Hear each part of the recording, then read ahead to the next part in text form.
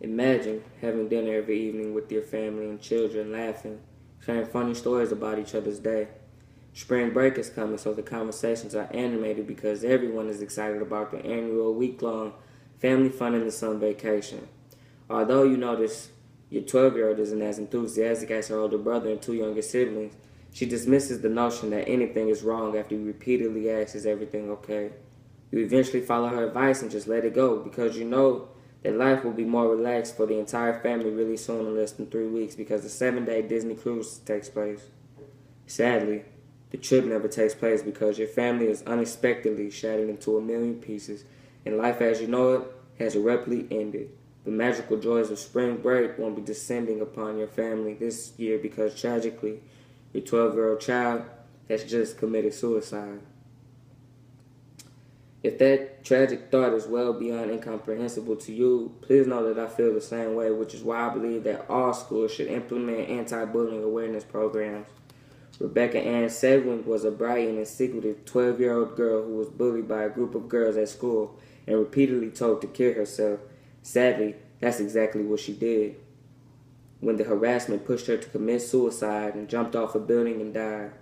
Even more heartbreaking, after the preteen took her own life, the taunting and harassment didn't end because one of the bullies took to social media and admitted that what she did to Rebecca and stated that she really didn't care that she killed herself.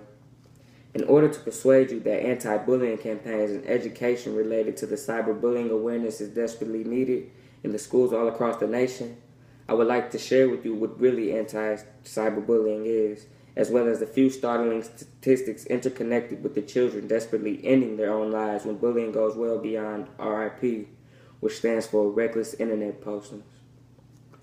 StopBullying.gov defines cyberbullying as bullying that takes place using electronic technology and includes devices and equipment such as cell phones, computers, tablets, and communication tools via social media sites, text messages, chats, and websites. Cyberbullying consists of demeaning and rude text messages or emails, rumors, false statements, and lies sent by emails or posted on social media sites, which may not include embarrassing pictures, videos, websites, or hacked in or fake profiles. Cyberbullied kids experience anxiety, fear, depression, low self-esteem. Therefore, this problem goes beyond innocent schoolyard teasing, and the simple model that kids will be kids just simply does not apply.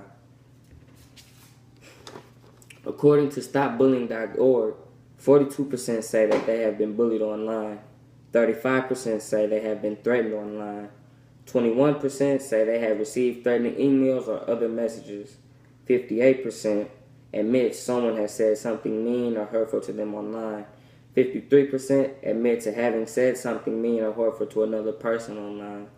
58% have not told their parents or an adult about something mean or hurtful that has happened to them online. 1 in 4 has had it happen to them once. 1 in 5 has had it happen to them once. More than 4 out of 10 has had it happen to them more than once. And more than 1 out of 3 has had it done to them more than once. Unfortunately, not everyone agrees with the implications of anti-bullying campaigns of school campuses work. Sujoku John is a criminologist at the University of Texas at Arlington who analyzed data collected from 7,000 students from all 50 states. He relayed that he was very disappointed and very surprised by the results because the study concluded that students at the schools with anti-bullying programs might actually be more likely to become a victim of bullying, and that students at their school with no bullying programs were less likely to become victims. In other words, he stated bullying programs were less likely to become victims when the bullying videos were being displayed and tactics being promoted the children to mimic and behave in some instances. Please know that I am not here trying to convince you that anti-bullying campaigns in and of themselves may never totally eradicate instances of cyberbullying. However, there are more instances where these programs do more good than harm.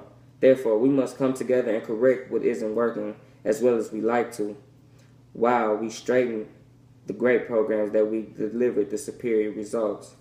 Utterly global bullying prevention is one such initiative that stresses the positive results achieved from the anti-bullying campaigns. Utterly Global offers training for youth and adults as well as the comprehensive school-wide programs designed for the use in elementary, middle, and high schools. And they can assist with the development of anti-bullying initiative or anti-bullying programs in your school and in your community.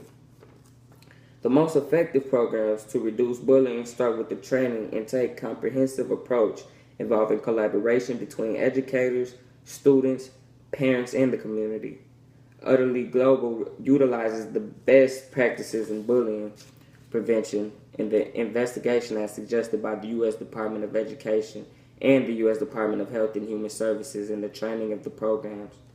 What we've learned in the positive change in the culture and climate when all parties become involved, stakeholders, and take personal responsibility for standing up, speaking out, eliminating bullying. So let's come together and put an end to RIP, reckless internet posting, once and for all.